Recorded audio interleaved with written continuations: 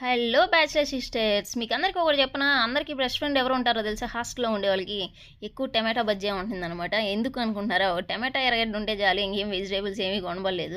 దాన్నే టమాటా గొజ్జు అని చెప్పుకోవచ్చు అనమాట. అందుకే టమాటా గొజ్జు అనేది బెస్ట్ ఫ్రెండ్ అనమాట. ఏది ఏది లేకపోయినా కూడా ఇది ఉంటే చాలు చెయ్యొచ్చు అని అనుకునే వంటకమే ఇదనమాట. 100 సార్లు కూడా చేసుకొని తినేది ఏంది అంటే టమాటానే చేసుకుంటారు. ఇంకా దానికి మించి ఇంక వేరేటివి ఏవి చేసుకోరు. అండ్ స్పెషల్స్ కూడా ఏమీ చేసుకోరు అనమాట.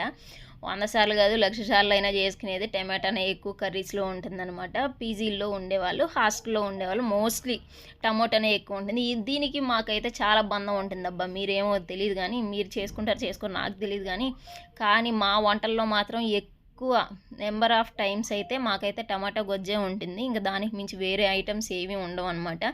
మొత్తానికైతే టమాటా అయితే మా చుట్టూ పక్కలే తిరుగుతూ ఉంటుందన్నమాట. అది తప్ప వేరే గెత్తి ఉండదు అన్నట్టు మేము కూడా చచ్చినట్టు దాన్నే చేసుకుంటాము. ఇక్కడ పులుసులు గుజ్జులు అవి ఇవి పెట్టుకునే అంత సినిమా ఎక్కడ ఉండదు కాబట్టి ఇంకా టమాటా ఒకటి చచ్చినట్టు, అది కూడా ఇంకా మీరు నా దగ్గరికి తప్ప ఇంకెవరి దగ్గరికి పోలేరు అన్నట్టు అది కూడా ఫీల్ అవుతూ ఉంటుంది అనమాట. ఆ టమోటా ఎర్రగడ్డ, ఆ టమోటా ఎర్రగడ్డ ఉంటే ఇంకా తెలిసిందే కదా, ఇంకా అవి చేసుకొని ఇంకా మనం స్టోర్ చేసి పెట్టుకోవడమే. ఇంకా మాకైతే ఫ్రిడ్జ్ ఉంది, ఆ ఫ్రిడ్జ్లో అయితే స్టోర్ చేసి పెట్టుకుంటాము. మాకైతే ఇంకా ఆఫ్టర్నూన్ అయితే ఫుడ్ అది పెట్టినారు, దానికైతే దీని వేసుకొని తినేహాం అబ్బా. మీరేం తిన్నారు? ఏం